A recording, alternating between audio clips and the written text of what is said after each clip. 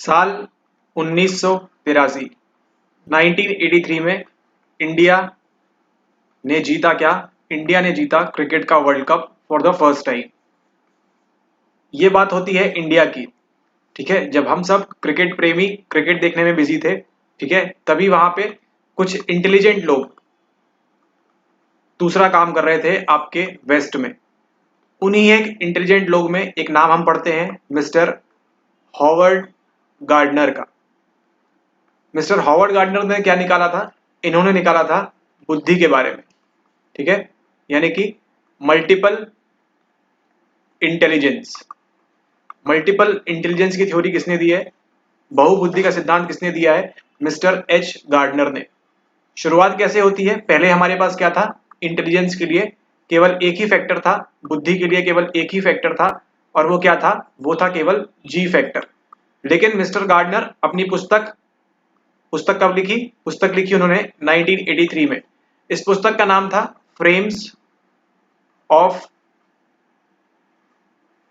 Frames of mind. इस किताब में उन्होंने बताया इंटेलिजेंस के बारे में। इस किताब में उन्होंने बताया कि जो व्यक्ति है जब पैदा होता है तो केवल उसके पास एक ही इंटेलिजेंस नहीं होता, वो जी फैक्टर। केवल एक जनरल इंटेलिजेंस उसके पास नहीं होता, सामान्य बुद्धि उसके पास नहीं होती, बल्कि क्या होता है? कई सारे इंटेलिजेंस बुद्धि उसके पास होती है। इसमें से कितनी बताई उन्होंने? उन्होंने बताई 8। 8 उन्होंने बताया कि अलग अलग टाइप की इंटेलिजेंस होते हैं। उसमें हमारा लिंग्विस्टिक आता है, म्यूजिक आता है, नेचुरल आता है ना, और भी कई सारे आते हैं। तो अब हम चलते हैं अपने सवाल के ऊपर। Welcome back everyone. हम सॉल्व कर रहे हैं हमारा 2021 का previous year question with answer की, आप सभी लोगों के लिए, और प्लस एक्सप्लेनेशन के साथ। इसी एक्सप्लेनेशन को आगे बढ़ाते हुए लास्ट वीडियो में हमने 6th पार्ट में कवर कर लिया था हमने 81 से 90 क्वेश्चंस तक। इस वीडियो में हम स्टार्ट करेंगे 80 से कहां तक जाएंगे? 81 तक जाएंगे। सॉरी, 80 से कहां जाएंगे हम? 71 तक जाएंगे। Alright, okay. शुरुआत करते हैं। प्रश्न पूछ रहा है आपसे अरेंज इन करेक्ट सीक्वेंस, है ना। गार्डनर द्वारा बताई गई, किसकी बात कर रहे हैं? मिस्टर हॉवर्ड गार्डनर की, ठीक है। तो जैसे ही आपने गार्डनर पढ़ा, आपको क्या याद आया? आपको याद आया वर्ल्ड कप, ठीक है, 1983 का, जब मिस्टर कपिल देव ने हमको पहली बार वर्ल्ड कप दिया था क्रिकेट का, ठीक है। और उसी के साथ आपको क्या याद आएगा? 1983 में इनकी किताब फ्रेम्स ऑफ माइंड, एंड उसमें वो क्या बात करते हैं? You very well know that. तो arrange in correct sequence the first 5 intelligences given by Gardner. आपको मालूम है गार्डनर ने कितने इंटेलिजेंस के बारे में बताया? 8 टाइप ऑफ डिफरेंट इंटेलिजेंस उन्होंने बताया है। यहां क्या पूछ रहा है? आपको अरेंज करना है कि उन्होंने 1 2 3 4 ऐसे करके 8 तक जो ऑर्डर दिया था, इसमें पहले 5 कौन से हैं, है ना। फर्स्ट 5 कौन से हैं उसके बारे में आपको बताना है। Linguistic intelligence, logico mathematical intelligence, spatial intelligence, kinaesthetic intelligence and natural intelligence. इनका सही ऑर्डर क्या है? हिंदी में देखें एक बार तो गार्डनर द्वारा बताई गई प्रथम 5 बुद्धियों का सही क्रम क्या होना चाहिए? भाषाई बुद्धि, तर्क गणितीय बुद्धि, स्थानिक बुद्धि, गतिबोधक बुद्धि एंड स्वाभाविक बुद्धि, ठीक है। इसका करेक्ट आंसर क्या होगा? करेक्ट आंसर है इसका आपका ऑप्शन नंबर 4 नहीं, 3 नहीं, 2 नहीं। ये इन्होंने जो प्रश्न सेट किया है ये सिंपल है, सेट किया है इन्होंने ये प्रश्न, ठीक है, ताकि आपको देखिए। अब प्रश्न नंबर देखिए कौन सा है? 80 चल रहा है, ठीक है। 80 तक आते आते मिस्टर एनटीए वालों का क्या हुआ? हालत खराब हो गई, है ना। इतना कंफ्यूज करने की बजाय उन्होंने क्या दे दिया आपको? सीधा सीधा सवाल दे दिया। अगर आपको थोड़ी बहुत भी आपने अपना कॉग्निशन इंटेलिजेंस लगा लिया तो ठीक है, आपको काफी इजी हो जाएगा। लेकिन हमको ये मालूम होना चाहिए, लिंग्विस्टिक इंटेलिजेंस की बात सबसे पहले करते हैं वो ऐसे लोग जिनके पास क्या होता है? भाषाई ज्ञान काफी ज्यादा होता है ना। फिर लॉजिको मैथमेटिकल इंटेलिजेंस, फिर स्पेशल वाले होते हैं काइनेस्थेटिक एंड नेचुरल। तो ये ऑर्डर वाइज जमा हुआ है। यहाँ पे मेन गेम कहाँ पे होता है? मेन गेम होता है आपके ई के अंदर, है ना, नेचुरल के अंदर। इसके पहले और क्या आते हैं हमारे पास? हमको देखने को मिलते हैं इंटरपर्सनल, फिर इंट्रापर्सनल, और क्या देखने को मिलता है? हमको देखने को मिलता है म्यूजिकल, ठीक है। तो ये 5 और ये 3 मिला के कितने होते हैं? 8 होते हैं। और उस पुस्तक का नाम क्या है जो मिस्टर गार्डनर ने लिखी थी? उसका नाम था फ्रेम्स ऑफ माइंड इन 1983। तो इस सवाल का सही आंसर है आपका option number A, B C D E. ठीक है। सबसे पहले जो बुद्धि आएगी भाषाई बुद्धि, देन आएगी आपके पास तर्क गणितीय बुद्धि, स्थानिक बुद्धि, गतिबोधक बुद्धि और स्वाभाविक बुद्धि। ओके, अब चलते हैं अगले सवाल के ऊपर। ओके, प्रश्न नंबर 79, द इवोल्यूशन, किसका विकास पूछ रहे हैं, ऑफ द वेरियस एक्सप्लेनेशंस और मॉडल्स ऑफ मेमोरी। ठीक है, मॉडल्स ऑफ मेमोरी जो पढ़ते हैं हम, अकर इन द फॉलोइंग सीक्वेंस, मतलब आपको ये बताना है कि जो मेमोरी मॉडल्स हैं वो सही ऑर्डर में कौन से हैं, मतलब सबसे पहला कौन सा आया, देन नेक्स्ट कौन सा आया एंड देन नेक्स्ट कौन सा आया। ऐसे चार दिए हुए हैं यहाँ पे। क्या क्या ऑप्शन दिए हैं, multi store model, working memory का model, level of processing and interference. Hindi में देख लेते हैं एक बार। बहुतल यानी कि मल्टी स्टोर, क्रियाशील स्मृति यानी कि वर्किंग मेमोरी, इंपॉर्टेंट है आपके लिए, प्रक्रिया का स्तर, लेवल ऑफ प्रोसेसिंग एंड व्यतीकरण यानी कि इंटरफेरेंस। तो आपको ये तो मालूम होगा कि सबसे पहले कौन सी आई है। सबसे पहले आई है आपकी जो ये है आपकी एटकिंसन एंड शिफ्रिन वाली। ठीक है, एटकिंसन एंड शिफ्रिन की जो मल्टी स्टोर मॉडल है, यानी कि मल्टी स्टोर आया है सबसे पहले। ठीक है, देन उसके बाद आपको मालूम है ये कब आया था, ये आया था आपके 1968 में। ठीक है, कि अलग अलग एसटीएम, एलटीएम, अटेंशन और वो सब बातें इन्होंने की थी मल्टी स्टोर मॉडल में। ठीक है, इसका है ये है आपके एटकिंसन एंड शिफ्रिन का मॉडल है, मल्टी स्टोर मॉडल, यानी कि अलग अलग स्टोर है हमारे पास, हमारे ब्रेन में, हमारे मस्तिष्क में। बहुतल का सबसे पहले आया था फर्स्ट। ठीक है, देन बात करते हैं हम, अगला आता है वर्किंग मेमोरी। वर्किंग मेमोरी कैसे आती है, ये जो एटकिंसन एंड शिफ्रिन का मॉडल था, इसी को अपोज किसने किया, इसी को अपोज किया आपके 1974 में। ये 68 में आया आपका, देन इसी के अपोज किया 1974 में, और उन्होंने किसका कंसेप्ट दिया कि वर्किंग मेमोरी का। मतलब इसके अंदर दो होते हैं, एक आपका ऑडिशन यानी एक ऑडिटरी एंड विजुअल मेमोरी। ठीक है, इस टाइप की बात की उन्होंने वर्किंग मॉडल मेमोरी के अंदर। देन आता है आपका टुलविंग का, क्या आता है आपका टुलविंग का लेवल ऑफ प्रोसेसिंग। ठीक है, जो मेमोरी है अलग अलग तरह से प्रोसेस करती है, उसके लेवल्स हैं, उसकी बात करते हैं यहाँ पे। और फिर यहाँ पे दिया है आपको इंटरफेरेंस।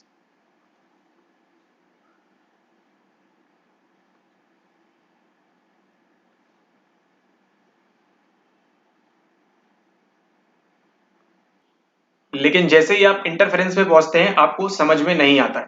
ठीक है, लेकिन अगर हम इस ऑर्डर में चलें ए बी सी, तो इस हिसाब से क्या होना चाहिए, करेक्ट आंसर है हमारा option number 3, A B C D, मतलब ये करेक्ट ऑर्डर में दिया हुआ है। ओके, मल्टी स्टोर पहले आया, then working memory, then level of processing and then interference.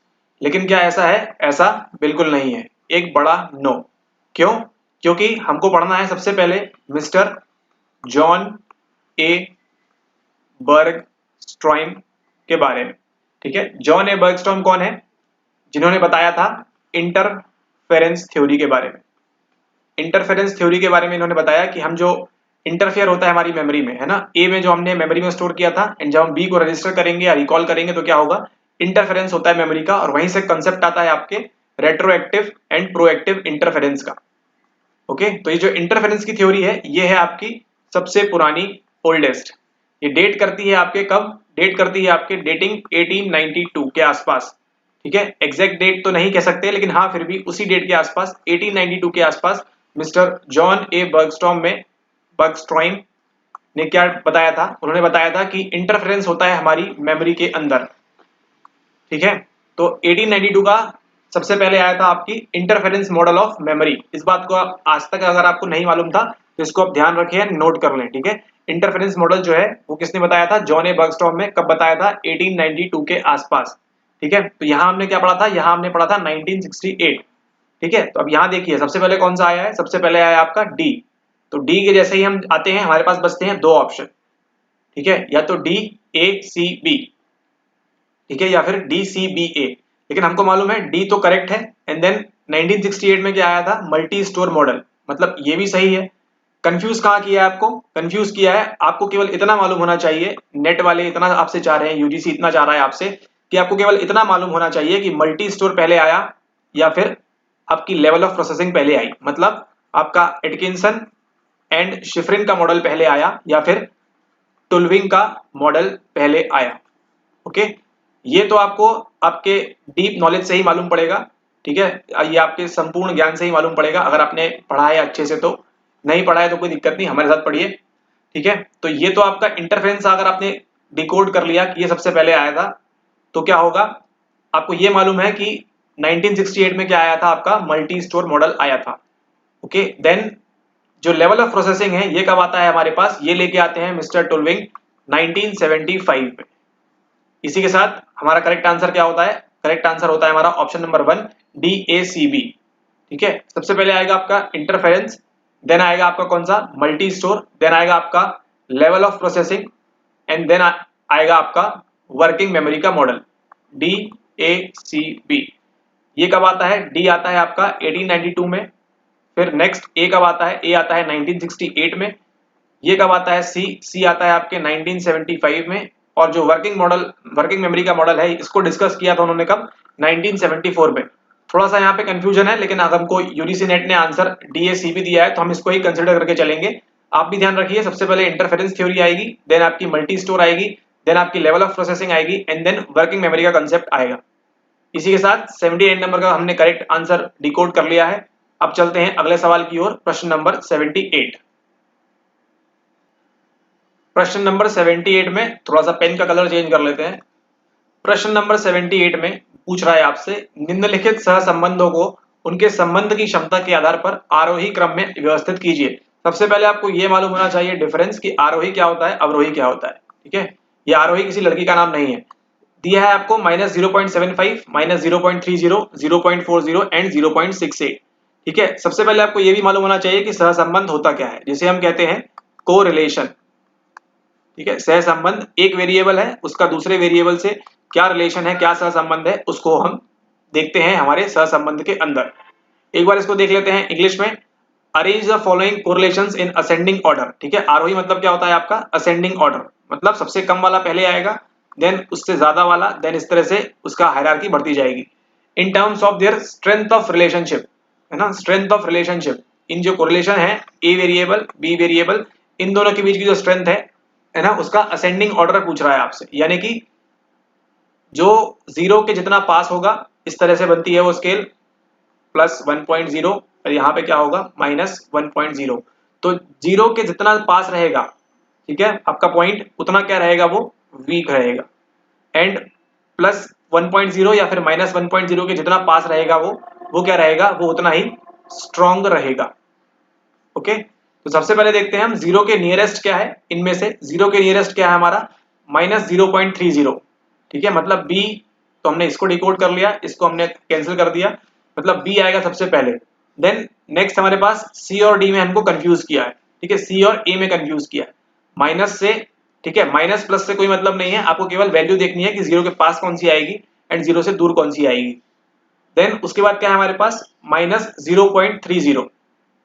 इसके बाद क्या है, 0.40, है ना, तो सी आएगा, एंड देन 0.68, एंड सबसे दूर क्या है, -0.75। So B C D A, option number A is the correct answer. आप सभी को मालूम है कोरिलेशन सहसंबंध क्या होता है, कि एक वेरिएबल है ए, इसके बढ़ने से क्या होगा, दूसरा वेरिएबल बढ़ेगा या फिर घटेगा। ठीक है, अगर दोनों बढ़ रहे हैं तो पॉजिटिव रिलेशन, और घट रहे हैं तो क्या होगा, नेगेटिव रिलेशन होगा। ठीक है, तो ये हमको क्या बताता है, ये हमको स्ट्रेंथ बताता है कि कितना दोनों वेरिएबल में कितनी स्ट्रेंथ है, कितना कोरिलेशन है। साथ ही साथ क्या बताता है हमको, डायरेक्शन बताता है। ठीक है, कि एक के बढ़ने से दूसरा बढ़ रहा है या दूसरा घट रहा है, या एक के घटने से दूसरा बढ़ रहा है। ठीक है, तो इस तरह से 78 नंबर का करेक्ट आंसर क्या होता है, option number 1 B C D A. यहां पे प्रश्न है question number 77, arrange the following as per the yogic concept of cognition. संज्ञान का आपके कौन सा कंसेप्ट पूछ रहा है, योग का कंसेप्ट पूछ रहे हैं। संज्ञान की यौगिक संकल्पना के अनुसार निम्नलिखित को व्यवस्थित करिए। Sensorial transformation is attended by manas, reaction by buddhi to the object of cognition, registration of external object on mind, assimilation and discrimination by manas, information to ahankara. ठीक है, हिंदी में देख लेते हैं एक बार। ऐन्द्रिक रूपांतरण मानस द्वारा कार्यत है। संज्ञान की, ऐन्द्रिक मतलब ये इंद्रियों वाला, कि वस्तु पर बुद्धि की प्रतिक्रिया, मन पर बाह्य वस्तुओं का अंकन, मनस द्वारा समावेशन और पृथक्करण, अहंकार के विषय में जानकारी। इनमें से क्या है आपको करेक्ट ऑर्डर में जमाना है। तो ये सवाल छोड़ रहे हैं हम आपके लिए। ठीक है, आपके लिए, आप इसको सॉल्व करिए और नीचे कमेंट करिए इसका करेक्ट आंसर आपको मालूम है तो। ओके, अब चलते हैं हम अगले सवाल की ओर। अब देखिए यहाँ पे इसको एक्सप्लेन इसलिए नहीं कर रहे हैं क्योंकि इसमें काफी टाइम कंज्यूमिंग है ना, आपकी जो यूनिट 1 है काफी टाइम कंज्यूमिंग है, तो इस वजह से आप इसको करेक्ट आंसर जो भी है आपका, इसको नीचे कमेंट करिए, आप भी मालूम करिए आपका सही है या नहीं, एंड देन दूसरे के साथ भी शेयर करिए। ठीक है, क्योंकि इसी को पढ़ाने बैठ जाएंगे तो फिर यही प्रश्न रह जाएगा, बाकी सब छूट जाएगा। ऑलराइट, क्योंकि प्रॉपर नॉलेज इंपॉर्टेंट जरूरी है ना, केवल ऊपरी ऊपरी ज्ञान से क्या होगा, आप ही का नुकसान होगा। ओके, अब चलते हैं अगले सवाल की ओर। ये रहा हमारा प्रश्न number 76। Arrange the first 5 elements of flow in correct sequence. ये आपका पार्ट है पॉजिटिव साइकोलॉजी का, ठीक है, पॉजिटिव साइकोलॉजी का पार्ट है। क्या दिया है ऑप्शन आपको, clarity of goals, immediate feedback of actions, balance between challenges and skills, merger of awareness and actions, exclusion of distractions from consciousness. ठीक है, ध्येय की स्पष्टता होनी चाहिए, कार्यों की तत्काल प्रतिपुष्टि, चुनौतियों और कौशल के बीच संतुलन, जागरूकता और कार्यों का विलय, चेतना से विकर्षकों का उपवर्जन। ठीक है, सवाल नंबर देखिए कौन सा है, 76 है। उन लोग भी लास्ट तक आ रहे थे, थक गए थे। करेक्ट आंसर है इसका आपका ऑप्शन नंबर ए। ठीक है, ABCD ये लाइन से आपको ऑर्डर में ही दिया हुआ है। ठीक है, ये पार्ट है आपके पॉजिटिव साइकोलॉजी का। ऑप्शन नंबर वे जो है आपका 1, ये है आपका करेक्ट आंसर। आपको गोल्स की क्लैरिटी होनी चाहिए, एक प्रकार से बताएगा फ्लो। देन उसके बाद क्या होना चाहिए, इमीडिएट फीडबैक ऑफ एक्शंस मिलना चाहिए, बैलेंस होना चाहिए चैलेंजेस के बीच और स्किल्स के बीच, मर्ज करना चाहिए आपको अवेयरनेस को और अपने एक्शंस को, एंड एक्सक्लूजन करना चाहिए किसका, डिस्ट्रैक्शंस फ्रॉम कॉन्शियसनेस। मतलब आप नेट के पास करने के लिए पढ़ रहे हैं एग्जाम, ठीक है, तो आपको क्या करना है, डिस्ट्रैक्शन जो है उनको अलग करना है अपने कहां से, कॉन्शियस से। और आपके दिमाग में क्या घूमना चाहिए, केवल नेट यूनिट 4, ओके, 4 5 6 7 ये मेनली घूमना चाहिए। ठीक है, ओके, अब चलते हैं नेक्स्ट सवाल के ऊपर, प्रश्न नंबर 75। मैच द फॉलोइंग, इनको आपको मैच करना है। लिस्ट 1 में आपको दिए हुए हैं कुछ सिस्टम, टेस्ट, बैटरी वगैरह दी हुई है। लिस्ट 2 में दिए हुए उनके नाम, किसने निकाला था, कॉग्निटिव असेसमेंट सिस्टम। इसको देख के ही अगर आपको करेक्ट आंसर मालूम है तो आप आंसर तक पहुंच जाएंगे। फिर नेक्स्ट है hold and doubt, hold test, ठीक है, डाउट वाला है बी। होल्ड टेस्ट किसका है, कॉग्निटिव असेसमेंट बैटरी किसकी है, एंड डिफरेंशियल एबिलिटी टेस्ट किसका है। अगर आपने हमारा लास्ट वीडियो, मतलब जो 2-4 वीडियो आए हैं प्रीवियसली, उसमें अगर आपने पास्ट मॉडल के बारे में पढ़ा था तो वहां पे कुछ नाम लिया गया था, वहीं पे बात होती है मिस्टर दास की। ठीक है, और मिस्टर दास ने क्या निकाला था, दास ने निकाला था आपका कैस। ठीक है, जो क्या होता है आपका कॉग्निटिव असेसमेंट सिस्टम, यानी कि ए के साथ क्या लिंक होगा, ए के साथ आपका 1 लिंक होगा। ए के साथ 1 कहां लिंक हो रहा है, यहाँ पे लिंक हो रहा है, मतलब ये करेक्ट आंसर है। ठीक है, नेट वाले को ये मतलब नहीं है, नेट के जो टीचर हैं जो भी सेट पेपर सेट कर रहे हैं उनको ये मतलब नहीं है कि आपको होल्ड एंड डाउट टेस्ट मालूम हो, डिफरेंशियल एबिलिटी टेस्ट मालूम हो। उनको ये मतलब है एलजी कौन है ये, ठीक है, उनको ये मतलब है कि आप मिस्टर दास के बारे में जानते हैं कि नहीं, जिन्होंने कैश निकाला या नहीं। ठीक है, अगर वो कंफ्यूज, अगर उनको चाहते थे कि वो वेस्लर के बारे में भी कोई टेस्ट पूछना चाहते थे तो क्या कर सकते थे वो, कि आपको यहाँ पे A1 2 जगह दे सकते थे ऑप्शन। ठीक है, बट नहीं, ऐसा नहीं, वो भी ये जानते हैं कि बच्चे बेसिक बेसिक पढ़े हैं, तो क्या पूछ रहे हैं वो, मिस्टर दास पूछ रहे हैं, एंड देन कैश के बारे में आपसे जानकारी चाहते हैं, तो कैश आपको मालूम होना जरूरी है। ओके, अब चलते हैं अगले सवाल के ऊपर, प्रश्न नंबर 74 के ऊपर। हाँ जी, और हिंदी मीडियम वालों के लिए एक बात कि आपको थोड़ा बहुत अंग्रेजी के शब्द को पढ़ना पकड़ना जरूरी है। ठीक है, क्योंकि हिंदी में क्या होता है, कई बार हमको कंफ्यूजन हो जाता है। ठीक है, इसलिए जो टेस्ट के नाम है, बैटरी वगैरह ये सब चीजें हैं, साइकोलॉजिस्ट के नाम, इसको हम इंग्लिश में पढ़ें तो ज्यादा बेहतर है, क्योंकि हम इसको LTM में ज्यादा समय के लिए रख सकते हैं। ठीक है, ओके, अब चलते हैं अगले सवाल के ऊपर, प्रश्न नंबर 74। क्वेश्चन नंबर 74 पढ़ते हैं। यहाँ पे आपको दिया हुआ है थियोरेटिकल पर्सपेक्टिव और एक्सप्लेनेशन दिया हुआ है। क्या बोल रहे हैं यहाँ पे, ए में बोल रहे हैं आपसे encoding specificity hypothesis, retrieval induce forgetting, schema theory of memory and level of processing theory. इनके एक्सप्लेनेशन क्या दिए हुए हैं, does not endorse different memory storage, suppress unwanted memories, superiority of recognition over recall and effect of meaning and knowledge of memory. Okay, यहाँ पे देखते हैं नीचे क्या दिया हुआ है, सैद्धांतिक संदर्भ इनके दिए हुए हैं, संहिताकरण विशिष्ट परिकल्पना, पुनः प्राणीय प्रेरित विस्फोरण, ये आपको मालूम होना जरूरी है, स्मृति का मनोबंध, स्कीमा सिद्धांत और प्रक्रमण स्तर का सिद्धांत, अर्थ और ज्ञान पर का स्मृति पर प्रभाव क्या होता है, ये कौन बताएगा, इसमें कौन सा सिद्धांत बताएगा, भिन्न स्मृति भंडारण का समर्थन नहीं करता है, अवांछित स्मृतियों का दमन, है ना, और स्मृति पर प्रत्यभिज्ञान की श्रेष्ठता। ठीक है, पुनः प्राणीय प्रेरित विस्फोरण क्या होता है, ये लिंक होता है आपके ऑप्शन नंबर 2 से, यानी कि अवांछित स्मृतियों का दमन, ऐसी मेमोरीज जिनको आप क्या करते हैं, सप्रेस करते हैं। ये किससे रिलेटेड है, साइको एनालिसिस में आपके जो हम पढ़ते हैं आपका रिप्रेशन, उससे संबंधित है इसका। तो रिट्रीवल इंड्यूस फॉरगेटिंग में क्या होगा, हम क्या करेंगे, भूलना चाहेंगे वैसी चीजें, मतलब सप्रेस अनवांटेड मेमोरीज, ऐसी मेमोरीज जो हम चाहते ही नहीं है प्रकट करना या फिर याद करना, उनको अपने कॉन्शियस में लाना नहीं चाहते हैं, उनके लिए क्या करेंगे, हम एक डिफेंस मैकेनिज्म का इस्तेमाल करेंगे। ठीक है, जो क्या होता है रिप्रेशन, उसमें क्या करेंगे हम, सप्रेस अनवांटेड मेमोरीज। उन्होंने सीधा यहाँ पे दिया नहीं हुआ है, आपको थ्योरी बता दी है रिट्रीवल इंड्यूस फॉरगेटिंग की। ठीक है, यानी क्या करेंगे आप, सप्रेस अनवांटेड मेमोरीज, यानी बी के साथ आपका क्या मैच करेगा, बी के साथ आपका 2 मैच करना चाहिए। बी के साथ आपका 2 मैच कहां पे कर रहा है, आपका मैच कर रहा है option number 2 and option number 3 के अंदर। तो आपको ये मालूम पड़ गया ये रॉन्ग आंसर है एंड ये भी रॉन्ग आंसर है, या तो 2 सही है या 3 सही है। ठीक है, अब हम बात करते हैं next schema theory of memory. Basic basic पकड़ के चलते हैं तो भी हमारा आंसर निकलता है। ठीक है, स्कीमा थ्योरी ऑफ मेमोरी के पढ़ना चाहें तो क्या है, स्कीमा कब बनता है, जब हमको उस चीज के बारे में नॉलेज हो, इन द सेंस उसका हमें कंसेप्ट क्लियर हो। ठीक है, कंसेप्ट से ही रिलेटेड है थोड़ा बहुत स्कीमा। ठीक है, तो स्कीमा थ्योरी ऑफ मेमोरी क्या बताती है, ये बताती है आपकी effect of meaning and knowledge on memory. जितना आपको मालूम होगा उतनी आपकी मेमोरी स्ट्रांग होगी। ठीक है, जब आपने हमारा ये लेक्चर्स 2021 की सीरीज स्टार्ट की थी, तब आपका जो नॉलेज था है ना, उसका स्कीमा पूरी तरह से बदल चुका है। ठीक है, किस तरह से पढ़ना है ये आपको एक आइडिया लग गया है। ठीक है, तो क्या हो गया है, इफेक्ट ऑफ, ये किसका प्रभाव पड़ा आपके मीनिंग और नॉलेज का आपकी मेमोरी के ऊपर। ठीक है, आपको 1983 बोलते ही क्या याद आएंगे, मिस्टर अब हॉवर्ड गार्डनर याद आएंगे। ऑलराइट, तो सी के साथ 4 कहां मैच हो रहा है, ऑप्शन नंबर 2 के अंदर मैच हो रहा है। तो second number option is the correct answer. ठीक है, ओके, अब चलते हैं अगले सवाल के ऊपर। एक हाईली रिपीटेड सवाल जो हर बार पूछा जाता है आपसे, पॉवर्टी के बारे में, यानी कि गरीबी के बारे में।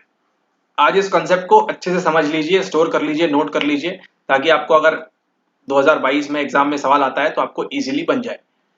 दिया हुआ है आपको situational poverty, generational poverty, relative poverty and absolute poverty.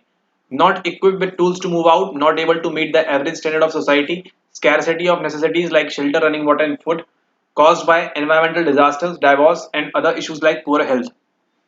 ठीक है, एक बार इसको हम हिंदी में भी देख लेते हैं क्या बोलना चाह रहे हैं यहाँ पे। यहाँ बोल रहे हैं आपसे हिंदी में, अगर जो पढ़ने वाले हैं उनको थोड़ा जल्दी समझ में आएगा संप्रत्यय कंसेप्ट क्या है और व्याख्या क्या है। पारिस्थितिक गरीबी, पीढ़ीगत गरीबी, सापेक्ष गरीबी, निरपेक्ष गरीबी। पारिस्थितिक गरीबी क्या होगी, क्या बाहर निकलने के साधन से सुसज्जित होगी, क्या समाज के औसत मानकों को पूरा करने में सक्षम होगी, असक्षम होगी, अनिवार्य वस्तुओं की कमी जैसे आवास, पेयजल, भोजन, और पर्यावरणीय आपदाओं, तलाक, संबंध विच्छेद। ठीक है, तो ये देखिए पारिस्थितिक दिया हुआ है, यानी कि किसकी बात कर रहा है, परिस्थिति की बात कर रहा है। ठीक है, और इन 4 ऑप्शन में हमको परिस्थिति कहाँ पढ़ने मिल रही है, हमको पढ़ने मिल रही है यहाँ पे ऑप्शन नंबर 4 के अंदर। ठीक है, पर्यावरण की आपदा हो गई है, मतलब आप घर में बैठे थे अच्छे से, ठीक है, आपके पास बहुत सारे पैसे थे, आपके पास 100 रुपए थे, अब क्या हुआ, प्राकृतिक आपदा आ गई। ठीक है, पर्यावरण आपदा आ गई, तलाक वगैरह किसी महिला का है अगर तो हो गया, कुछ विच्छेद हो गया है, तो क्या होगा, अब आपके पास क्या है, आपके घर में कितने रुपए बचे हैं, आपके पास 5 रुपए बचे हैं। ठीक है, तो गरीबी आ गई, इसे कहते हैं हम पारिस्थितिक गरीबी, यानी कि सिचुएशनल पॉवर्टी। ओके, यहाँ पे देखिए, यहाँ दिया हुआ है सिचुएशनल पॉवर्टी आपका ऑप्शन नंबर 4। ऑप्शन नंबर 4 कहाँ कहाँ पे है, जब आप भी मैच द फॉलोइंग करेंगे तो आप इस चीज को ध्यान रखें, इस एफर्ट से जाएंगे, इस टेक्निक से जाएंगे तो काफी इजी होगा। जैसे ही आप किसी एक को एलिमिनेट कर लेते हैं, ट्राई करिए उसको फाइंड आउट करना, और प्रश्न में कहाँ पे ऑड वन आउट दिया हुआ है उसको देखिए। ठीक है, तो या तो थर्ड सही है हमारा, या तो फिर फोर्थ सही है, क्योंकि ए के साथ फोर्थ दोनों में जा रहा है। ठीक है, अब बात करते हैं हम, दूसरा दिया हुआ है हमारे पास जनरेशनल पॉवर्टी। ठीक है, जनरेशनल पॉवर्टी के अंदर क्या होगा कि हमको विरासत में कुछ नहीं मिला। ठीक है, हमारी जनरेशन ही गरीब चल रही है। ठीक है, हमारे परदादाओं से लेके नीचे तक जो भी आ रहे हैं सब क्या है, सबको पॉवर्टी है, सब गरीबी का शिकार है। ठीक है, तो ऐसा क्यों हो रहा है, क्योंकि आप not equipped with tools to move out, है ना, आपको स्टार्टिंग से ही ऐसे कुछ टूल्स नहीं मिले कि आप गरीबी के बाहर जा पाए। ये क्या कहलाएगा, ये कहलाएगा आपकी जनरेशनल पॉवर्टी। फिर हम बात करते हैं रिलेटिव पॉवर्टी की, ये क्या होगी, ये होगी आपकी not able to meet the average standard of society. ठीक है, सोसाइटी का जो स्टैंडर्ड है, जो सेट है, उसको आप मीट नहीं कर पा रहे हैं, तो ये किसमें कंसिडर होगा, ये कंसिडर होगा आपके रिलेटिव पॉवर्टी के अंदर। और एब्सोल्यूट पॉवर्टी क्या होगी, है ना, एब्सोल्यूट पॉवर्टी क्या होगी आपकी स्कैरसिटी ऑफ नेसेसिटी, आपके पास ये तक नहीं है, रहने के लिए घर नहीं है, पीने के लिए पानी नहीं है, और खाने के लिए भोजन नहीं है, आपके पास अनाज नहीं है, तो ये क्या कहलाएगी, डी कहलाएगी आपकी एब्सोल्यूट पॉवर्टी। ठीक है, अब यहाँ पे देखिए सवाल में उन्होंने क्या दिया हुआ है, डी के साथ भी उन्होंने 2 ऑप्शन में आपको क्या दिया हुआ है, 3 दिया हुआ है ना, मतलब अगर आप केवल इसको भी एलिमिनेट कर सकते थे तो भी देना आपके पास 2 ऑप्शन तो बच ही रहे थे कि इन दोनों को एलिमिनेट करना होगा। इसलिए सिचुएशनल पॉवर्टी अगर आप देन एलिमिनेट करते तो क्या होता, आप देन अगर पहुंचते 4 नंबर पे तो क्या होता, ए के साथ 4 दोनों दिया हुआ है। मेन आपको क्या डिकोड करना था, मेन आपसे जो पूछना चाह रहे थे वो कि what is relative poverty and what is generational poverty, ये आपको मालूम है या नहीं। ठीक है, ओके, तो इसी के साथ हम चलते हैं अगले सवाल की ओर। प्रश्न number 72, list 1, list 2, type of communication in family therapy. ठीक है, फैमिली थेरेपी के अंदर किस टाइप का कम्युनिकेशन होगा, थोड़ा सा डिफिकल्ट सवाल है क्योंकि इसको ज्यादा लोग पढ़ते नहीं है एंड पढ़ाने वाले भी नहीं थे। ओके, थे का इस्तेमाल हो रहा है यहाँ पे। ओके, अब यहाँ पे क्या बात करें, डिस्क्रिप्शन दिया हुआ है, पहला है कंग्रुएंट, प्लेकेटिंग, ब्लेमिंग, सुपर रीजनेबल। अब जो हिंदी मीडियम वालों को इंग्लिश पढ़ने के लिए बोलते हैं वो क्यों, वो अब ये देखिए आप नीचे यहाँ पे देखिए समनरूप प्लेकेटिंग दिया हुआ है यहाँ पे, आरोप प्रत्यारोपण उच्च विवेकपूर्ण, ये तो समझ में आ रहा है, ये समझ में आ रहा है, बट व्हाट इज प्लेकेटिंग, ठीक है, यहाँ आपको समझ में नहीं आएगा, इसलिए इंग्लिश के वर्ड्स भी मेमोराइज करना, याद करना जरूरी है, ठीक है।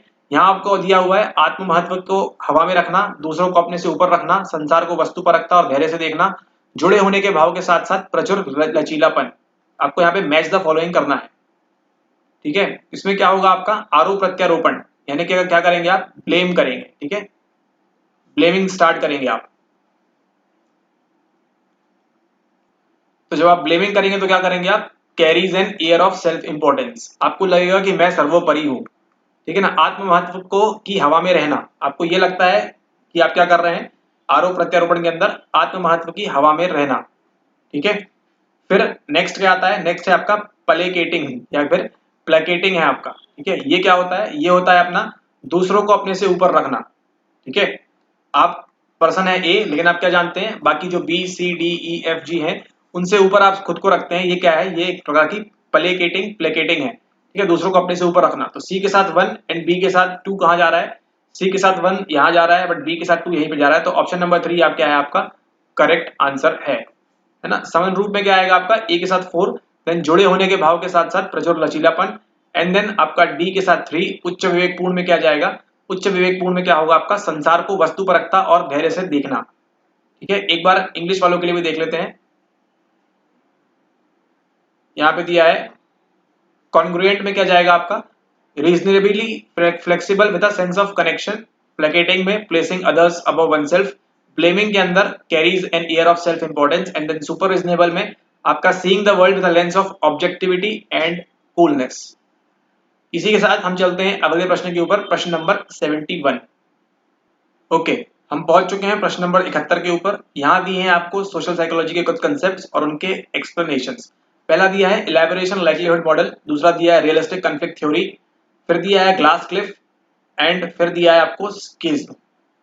Gender stereotypes, central and peripheral route to persuasion, ideological change in core aspect of a group, inter group competition as a source of prejudice. तो आपको ये तो मालूम है डी जो स्किज्म है ये क्या होता है, आइडियोलॉजी का चेंज होना है ना, आपकी जो विचारधारा है, आइडियाज है, उनका चेंज होना, ideological change in core aspect of a group, यानी कि डी के साथ आपका थर्ड जाएगा। डी के साथ थर्ड कहां जा रहा है, नीचे के दो ऑप्शंस में जा रहा है, मतलब 1 एंड 2 आपने एलिमिनेट कर दिए हैं।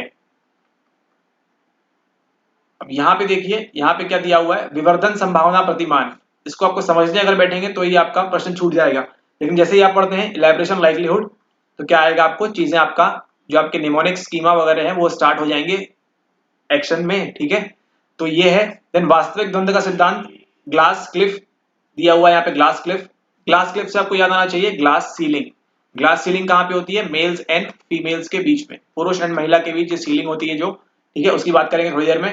देन सिज्म दिया हुआ है यहाँ पे, विच्छेदवाद। विच्छेदवाद क्या है, किसी समूह के महत्वपूर्ण पहलू में सैद्धांतिक परिवर्तन, है ना, यानी डी के साथ आपका 3 मैच होगा, ठीक है। और यहाँ पे आपको क्या देखने मिलेगा, डी के साथ आपको क्या देखने मिला, किसी समूह के महत्वपूर्ण पहलू में सैद्धांतिक परिवर्तन। ग्लास क्लिफ की बात करें, जो हम ग्लास सीलिंग पढ़ते हैं, जनरल इंटेलिजेंस नहीं, ग्लास सीलिंग जो पढ़ते हैं क्रिस्टलाइज इंटेलिजेंस नहीं है, जनरल ग्लास क्लिफ जो हम पढ़ते हैं वो है किसके बीच, मेल्स एंड फीमेल्स के बीच में, यानी कि लैंगिक रूढ़िता धारणा को ये डिस्कस करता है ग्लास क्लिफ, यानी C1D3। अब देखते हैं ऑप्शंस में कहा दिया हुआ है C1 एंड D3। D3 तक तो हम पहुंच गए थे, D3 मतलब हमारे पास ऑप्शन नंबर 3 और 4 is the correct answer. D3 है हमारे पास, यहाँ भी है, एंड C के साथ क्या जा रहा है आपका, जेंडर स्टीरियोटाइप्स होते हैं C में, यानी 1, मतलब ऑप्शन नंबर 4 आपका क्या है, option number 4 is the correct answer. A के साथ 2 लिंक हो रहा है, यानी कि इलेबोरेशन लाइक्लीहुड मॉडल में क्या होता है, ये संबंधित है आपका central and peripheral route to persuasion से, ठीक है। और जो बी है आपका रियलिस्टिक कॉन्फ्लिक्ट थ्योरी, ये क्या है, inter group competition as a source of prejudice, ठीक है, मतलब ये एक ग्रुप है, इसी के बीच में कंपटीशन बढ़ गया, है ना, ये क्या है, रियलिस्टिक कॉन्फ्लिक्ट थ्योरी है। ओके, ऑलराइट, अब चलते हैं अगले सवाल के ऊपर। ये है आपका प्रश्न नंबर 70।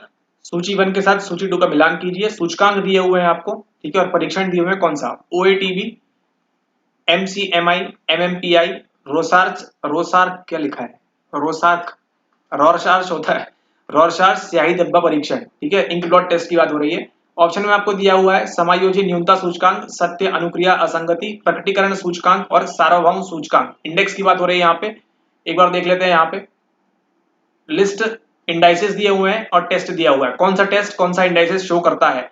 रॉरशार्च में क्या होता है, एमएमपीआई में क्या होता है, एमसीएमआई में क्या होता है, ओएटीवी में क्या होता है।